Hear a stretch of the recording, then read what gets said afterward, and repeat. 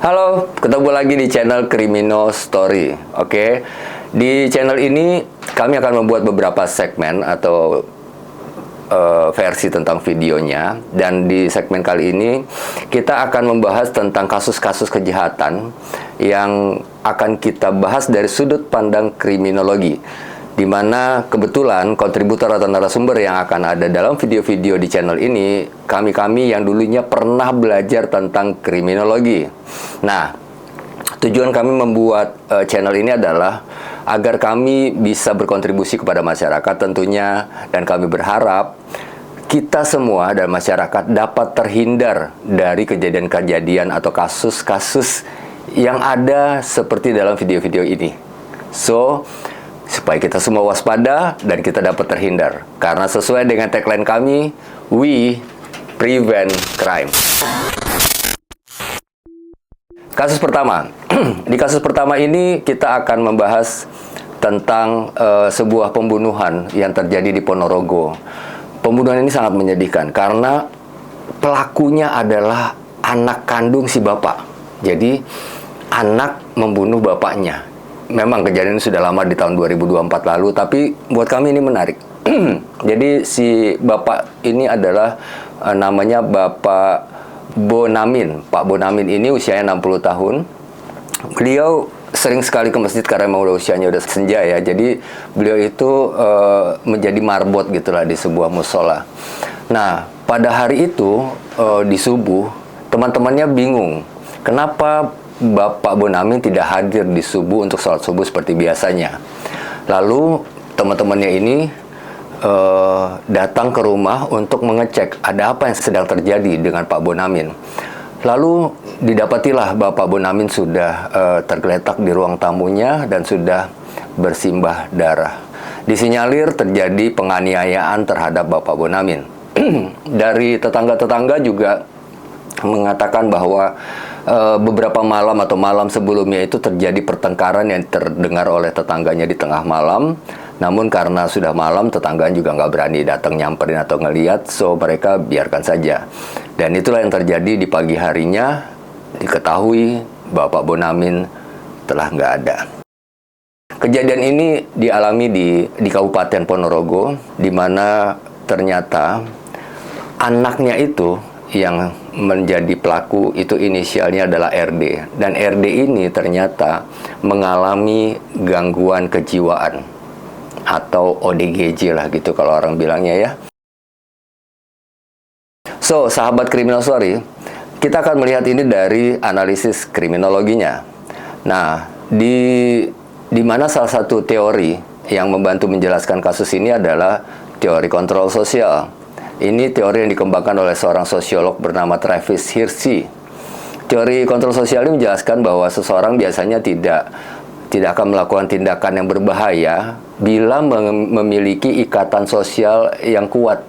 Ikatan sosial seperti apa? Seperti misalnya kita dengan tetangga, kita dengan kakak adik, orang tua dengan anak, atau ada ikatan dengan lingkungan atau dengan aturan, dan tentunya ikatan-ikatan yang memiliki nilai-nilai atau moral. Nah, tapi ikatan itu bila terganggu atau melemah, itu ada resiko memunculkan sebuah perilaku menyimpang. Dalam kasus ini tentunya adalah dugaan gangguan kejiwaan kepada pada RD si pelaku ini. Jadi teman-teman perlu mengetahui satu hal, gangguan kejiwaan itu tidak otomatis membuat seseorang menjadi pelaku kejahatan, enggak. Sebagian besar orang mengalami gangguan kejiwaan itu sebetulnya tidak melakukan tindakan kekerasan. Jadi tidak semua orang yang kena gangguan jiwa itu melakukan kekerasan, enggak. Jadi tindakan tersebut tidak dapat dianggap sebagai penyebab utama ya. Jadi apabila ada gangguan mendapatkan penanganan yang tepat, ditambah lagi mungkin pada saat itu terjadi cekcok, ada tekanan bagi si RD, ada konflik atau ada kondisi tertentu yang membuat terjadinya risiko kekerasan lebih besar. Nah, sebagai kriminolog tentunya kita tidak boleh buru-buru menyimpulkan. Kita harus melihat faktor-faktor lain apa yang menjadi penyebab hal itu bisa terjadi. Baik itu faktor pribadinya, faktor keluarga, faktor kesehatan mental, ataupun lingkungan. So, kita masuk ke part yang sebenarnya menjadi tujuan kenapa kami membuat video ini, yaitu bagaimana mencegah hal ini terjadi di sekitar kita. Kami berharap ini tidak terjadi di lingkungan Anda, di keluarga Anda, atau dimanapun Anda berada. Apa yang bisa kita pelajari dari kasus ini? Pertama, pentingnya kita memperhatikan kesehatan mental anggota keluarga kita. Siapa lagi yang memperhatikan keluarga kita kalau bukan kita?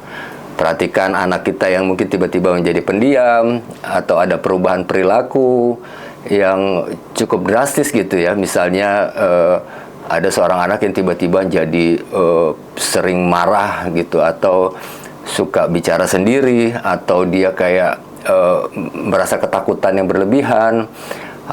Atau mereka tuh kayak susah untuk membedakan mana yang nyata dan mana yang khayalan gitu ya, suka ngomong sendiri. Nah, kami berharap kita sebagai keluarga atau orang dekat itu bisa segera mencari bantuan tenaga kesehatan. Mungkin dibawa ke psikiater atau ke psikolog ya. Semakin cepat hal itu ditangani, hal itu akan semakin baik. Jadi sebelum levelnya meningkat. Nah, kadang seseorang itu ngalami gangguan psikologis, itu dia merasa dirinya terisolasi, atau dia kayak susah untuk dipahami oleh orang lain. Nah, jadi kita harus segera melakukan pendekatan lah terhadap anggota keluarga atau rekan kita, orang di sekeliling kita itu.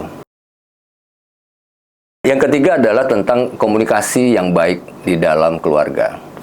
Banyak konflik yang possible atau mungkin terjadi di antara anggota keluarga yang bisa dihindari dengan cara berkomunikasi dengan baik.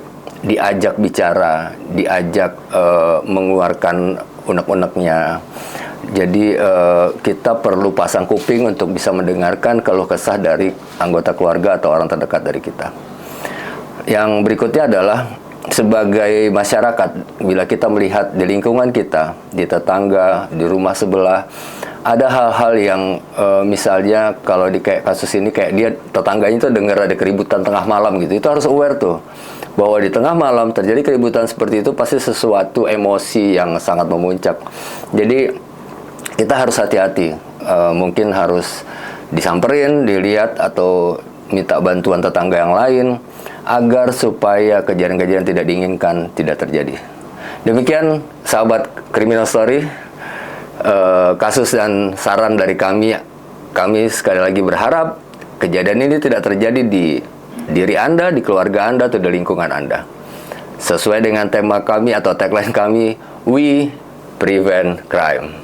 Sampai bertemu di video berikutnya.